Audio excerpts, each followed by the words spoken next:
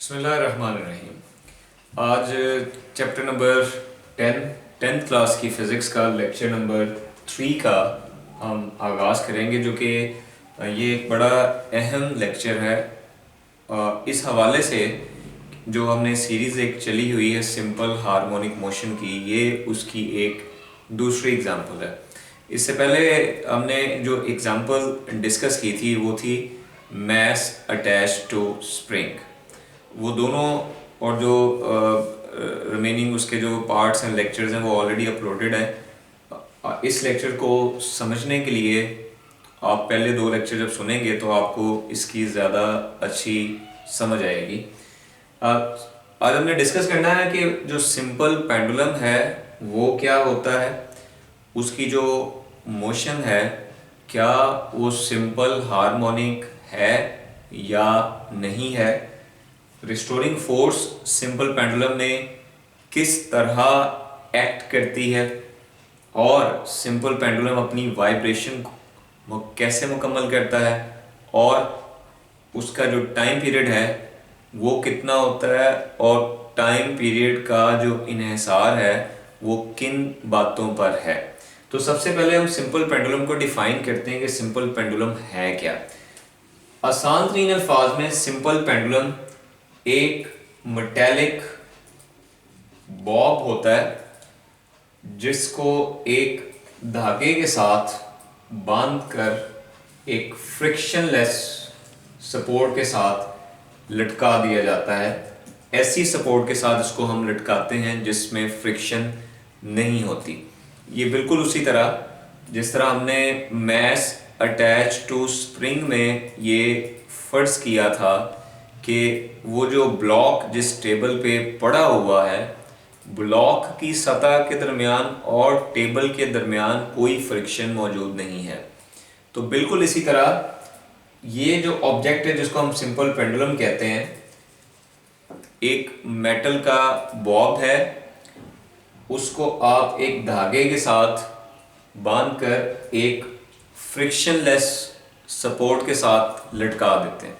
जब आप इसको मूव करवाते हैं तो ये वाइब्रेटरी मोशन के ज़रिए ऑसिलेट करता है, वाइब्रेट करता है।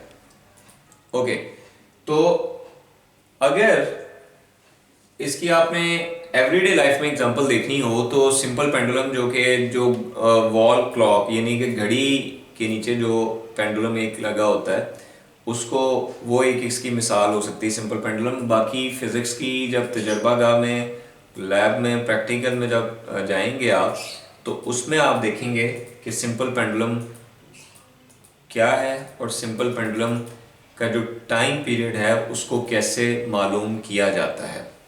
ओके, तो फर्स्ट ऑफ ऑल हम बात करते हैं सिंपल पेंडुलम क्या है। आपको मैंने बता दिया कि simple pendulum is simply consisting of a metallic Bob that is hanged to a frictionless support and it is consisting of a heavy mass, यानी कि इसका जो mass होता है वो बहुत ज़्यादा होता है स्ट्रिंग के मुकाबले में।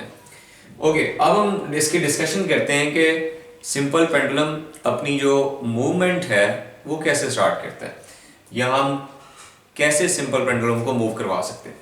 आम हालात में सिंपल पेंडुलम जब रेस्ट पोजीशन में होता है तो जो पोजीशन पे वो रेस्ट होता है वो उसकी मीन पोजीशन कहलाती है।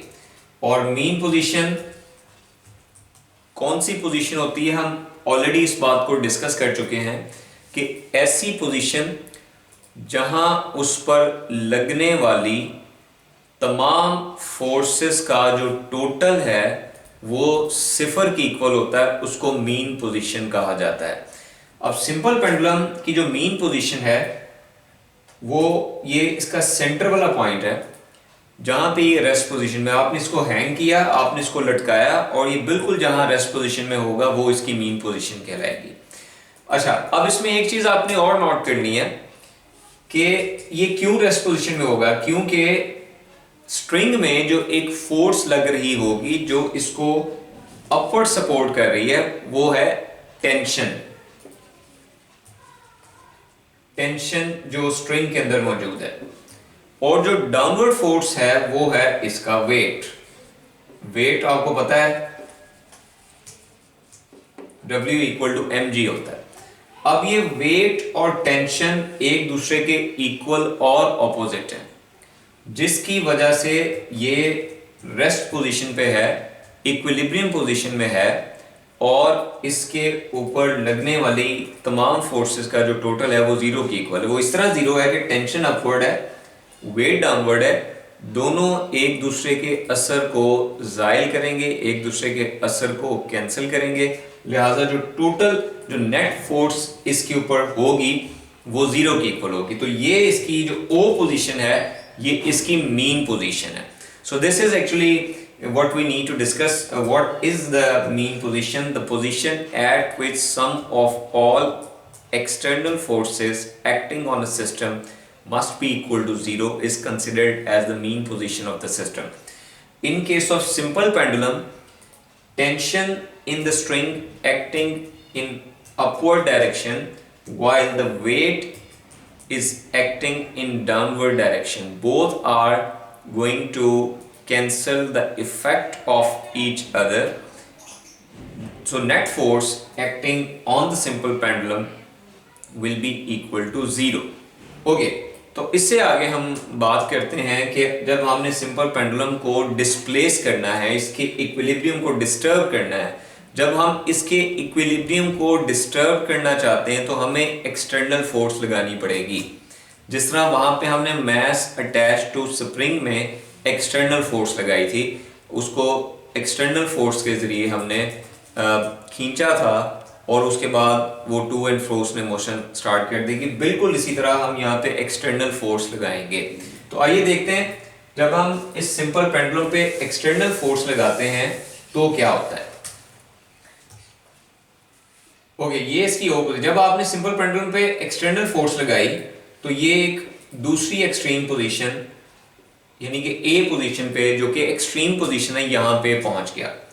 अब इस सिचुएशन में, इन हालात में अगर आप देखें मीन पोजीशन पे टेंशन और वेट एक दूसरे के इक्वल और ऑपोजिट है, लेकिन यहां पे ऐसा नहीं है। इस पोजीशन में देखें तो टेंशन अपवर्ड, वेट अभी भी क्या है, डाउनवर्ड है।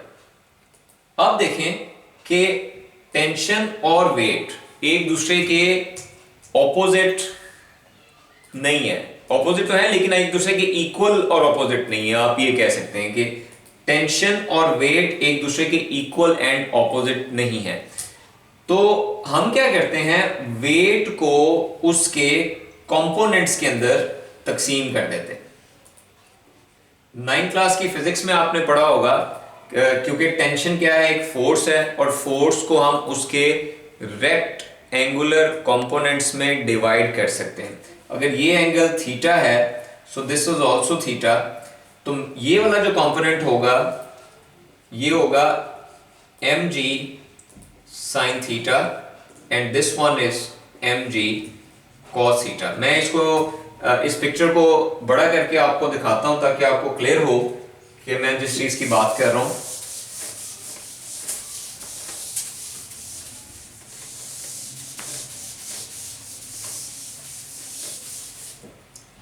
ओके,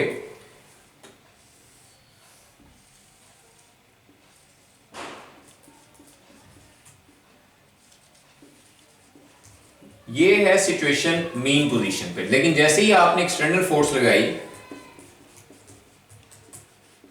ए पोजीशन पे, आप इसको लेके आए एक्सटर्नल फोर्स लगाकर, तो उस सिचुएशन में ये हो जाएगा कि टेंशन और वेट एक दूसरे के ऑपोजिट, इक्वल और ऑपोजिट नहीं रहेंगे।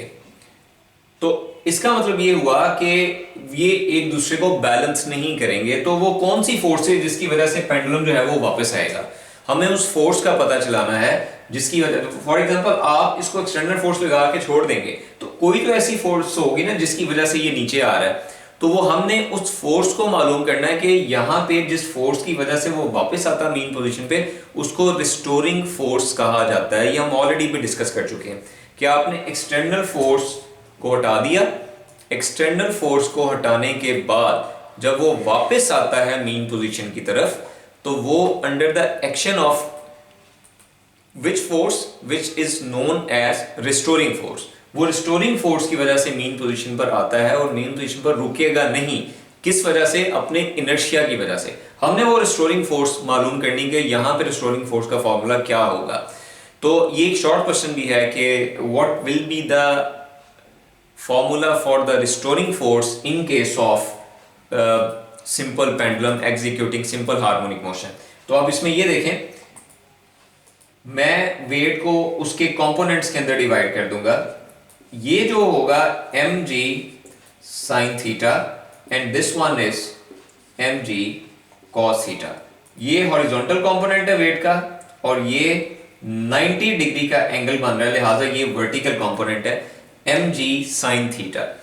mg cos थीटा और टेंशन, अब गौर करें कि टेंशन को मैंने वेट को मैंने उसके दो पार्ट्स में डिवाइड कर दिया है। एक उसका हॉरिजॉन्टल कंपोनेंट है और एक इसका वर्टिकल कंपोनेंट है। तो गौर कीजिएगा, इस केस में mg cos थीटा और टेंशन, यानी कि वेट का हॉरिजॉन्टल कंपोनेंट और टेंशन एक दूसरे के इफेक्ट को कैंसिल कर रहे हैं। रिपीट करता हूं बात को, वेट का हॉरिजॉन्टल कंपोनेंट cos थीटा, आपने 9th क्लास में फिजिक्स में पढ़ा होगा, Fx इक्वल होता है F cos थीटा, इसी तरह Fy इक्वल होता है F sin थीटा। बिल्कुल इसी तरह वेट की सूरत में यहां पर, क्योंकि वेट भी क्या है, वो फोर्स का नाम है, तो horizontal component m cos theta आ जाएगा और ये m sin थीटा आ जाएगा यहां वेट की सूरत में। तो mg cos theta horizontal component है, mg sin थीटा जो है वो vertical component. mg cos theta और टेंशन एक दूसरे के असर को जायल करेंगे, एक दूसरे के इफेक्ट को खत्म करेंगे। तो लिहाजा जो रिस्टोरिंग फोर्स होगी, जिसकी वजह से जो पेंडुलम होगा मीन पोजीशन की तरफ आएगा, this is actually restoring force Fr mg sin theta. इस बात को याद रखना है, mg sin थीटा ये क्या है? रिस्टोरिंग फोर्स है। तो I would like to repeat it again, mg sin theta is here as restoring force because when we split weight into its rectangular components, mg cos theta, which is the horizontal component of weight, will nullify the tension, so only leaving the mg sin theta, which will be acting as a restoring force on the simple pendulum, because of which simple pendulum travel towards the mean position, and it will not stop at the mean position because of its inertia।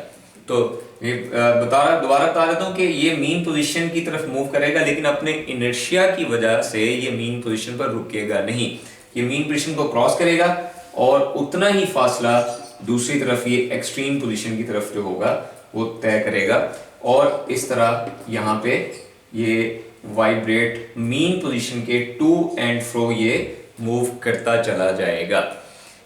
ये एक simple pendulum की motion का एक mechanism है कि वो किस तरह मूव करता है। जो इसमें सबसे अहम बात थी वो ये थी कि सिंपल पेंडुलम के केस में रिस्टोरिंग फोर्स क्या होती है, वो mg sin थीटा है। वो क्यों? क्योंकि मीन पोजीशन में वेट और टेंशन एक दूसरे के इक्वल और ऑपोजिट है, जिसकी वजह से एक दूसरे के इफेक्ट को कैंसिल करते हैं। पेंडुलम मीन पोजीशन में इक्विलिब्रियम स्टेट में होता है, लेकिन जैसे आप इसका इक्विलिब्रियम डिस्टर्ब करते हैं, एक्सटर्नल फोर्स लगाने के बाद इसको छोड़ देते हैं, तो उस केस में टेंशन और वेट एक दूसरे के जो इक्वल नहीं रहते, इक्वल एंड ऑपोजिट नहीं रहते, तो हम वेट को उसके कंपोनेंट्स में डिवाइड करते हैं। mg cos थीटा ये इस तरफ है और टेंशन अपवर्ड है, तो ये आप एग्जैक्टली देख सकते हैं कि ये अपवर्ड है और ये डाउनवर्ड है, ये दोनों एक दूसरे के इफेक्ट को कैंसिल कर रहे हैं। लेकिन mg sin थीटा जो है वो टुवर्ड्स, इसकी डायरेक्शन अगर आप गौर करें mg sin थीटा, तो इसकी direction towards the mean position है। mg sin थीटा जो यहाँ पे जो है वो रिस्टोरिंग फोर्स है, यानी कि restoring force actually the reaction of external force, और यहाँ पे mg sin थीटा जो है वो रिस्टोरिंग फोर्स है। बाकी सारी स्टोरी वही है कि A and B are extreme position, O is the mean position, A जो पेंडुलम होगा वो ओ पॉइंट के अराउंड ये टू एंड फ्रो मूव करता चला जाएगा। बाकी आगे बात रह जाती है कि मीन पोजीशन पे पेंडुलम की जो वेलोसिटी होगी वो मैक्सिमम होगी। इस वजह से मीन पोजीशन पे इसकी जो काइनेटिक एनर्जी है वो भी मैक्सिमम होगी। एक्सट्रीम पोजीशंस पे वेलोसिटी जीरो होगी, काइनेटिक एनर्जी एक्सट्रीम पोजीशंस पे जीरो होगी, लेकिन पोटेंशियल एनर्जी एक्सट्रीम पोजीशंस पे मैक्सिमम होगी। अब थोड़ा सा एनालाइज करें, ए से ओ की तरफ जैसे आएगा, ए से ओ की तरफ आएगा, यानी कि एक्सट्रीम पोजीशन से मीन पोजीशन की तरफ आएगा, तो इसकी जो वेलोसिटी है वो बढ़ेगी। ए मुकाम पे इसके पास जो सारी की सारी एनर्जी मौजूद है वो पोटेंशियल एनर्जी है, potential energy maximum a position पे, काइनेटिक एनर्जी जीरो। अब जब ये ए से ओ की तरफ जाएगा तो ओ पर काइनेटिक एनर्जी मैक्सिमम हो जाएगी, पोटेंशियल एनर्जी जीरो हो जाएगी। यानी कि सारी की सारी जब वो ए से ओ की तरफ जाएगा तो पोटेंशियल एनर्जी कन्वर्ट होना शुरू हो जाती है काइनेटिक एनर्जी में। अगेन अब जब ये ओ से बी की तरफ जाएगा तो अगेन जो काइनेटिक एनर्जी है वो कन्वर्ट होना शुरू हो जाएगी पोटेंशियल एनर्जी में, इसकी वेलोसिटी कम होना शुरू हो जाती है। जब वेलोसिटी कम होती है तो आपको पता है कि एक्सेलरेशन वेलोसिटी की मुखालिफ सिमत में पैदा होता है, और यही हमने इसको कहा था कि ऐसी मोशन जिसमें जो फोर्स होती है वो डिस्प्लेसमेंट के डायरेक्ट, एक्सेलरेशन जो होता है वो डिस्प्लेसमेंट के डायरेक्टली प्रोपोर्शनल होता है, लेकिन उसकी जो डायरेक्शन होती है दोनों सूरतों में वो किस तरफ होती है, टुवर्ड्स द मीन पोजीशन होती है। रिपीट करता चलूं कि ऐसी मोशन जिसमें एक्सेलरेशन डिस्प्लेसमेंट के डायरेक्टली प्रोपोर्शनल होता है और उसकी जो डायरेक्शन होती है वो टुवर्ड्स द मीन पोजीशन होती है। और इसी माइनस साइन को हमने लास्ट लेक्चर में बड़ी डिटेल के साथ एक्सप्लेन किया था कि इस माइनस साइन का मतलब है कि जो एक्सेलरेशन की डायरेक्शन है वो टुवर्ड्स द डिस्प्लेसमेंट होती है। ओके, अब हम बात करते हैं कि अगेन जब ये बी से ओ की तरफ आएगा तो अगेन जो सारी की सारी पोटेंशियल एनर्जी है वो तब्दील हो जाएगी किसके अंदर, काइनेटिक एनर्जी में तब्दील हो जाएगी, और इस तरह ये सिलसिला जारी रहेगा। कब एक वाइब्रेशन मुकम्मल होती है, ओ से ए से ओ से बी और बी से वापस ओ, यानी कि ओ पोजीशन से अपनी ये मोशन को स्टार्ट करेगा, पूरा एक चक्कर मुकम्मल करने के बाद जब ये वापस आएगा तो हम कहते हैं कि एक वाइब्रेशन इसकी मुकम्मल हो गई है। बाकी सारी डेफिनेशन वही है कि एक वाइब्रेशन को कंप्लीट करने में जो टाइम दरकार रखता है वो इसका टाइम पीरियड कहलाता है सिंपल पेंडुलम का, और जो सिंपल पेंडुलम का टाइम पीरियड है उसका जो फॉर्मूला है वो है T is equal to 2 pi square root L over G। ये है सिंपल पेंडुलम का जो टाइम पीरियड है, T equal to 2 pi square root L over G। L जो है यहां पे लेंथ है, लेंथ ऑफ सिंपल पेंडुलम, और जो G जो है वो ग्रेविटेशनल एक्सेलरेशन है।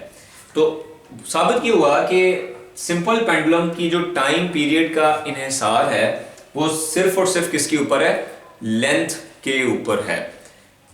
यानी कि अगर आप लेंथ को चेंज कर दें तो सिंपल पेंडुलम का जो टाइम पीरियड है वो चेंज हो जाएगा। अब मैं आगे बात करता हूं, जो ऐसे इस फॉर्मूले को आपने याद रखना, ही न्यूमेरिकल्स के अंदर इस्तेमाल होगा जब हम न्यूमेरिकल्स करेंगे इस चैप्टर के, इंशाल्लाह ताला आपको ये बड़ा क्लियरली उसमें तकरीबन जो पहले 4-5 न्यूमेरिकल हैं वो इसी फॉर्मूले से होंगे।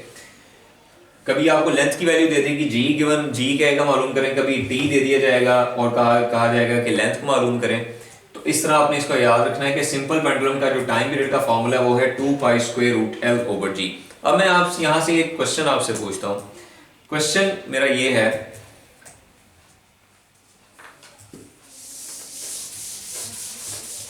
मैं यहां पे पिक्चर ड्रॉ करता हूं।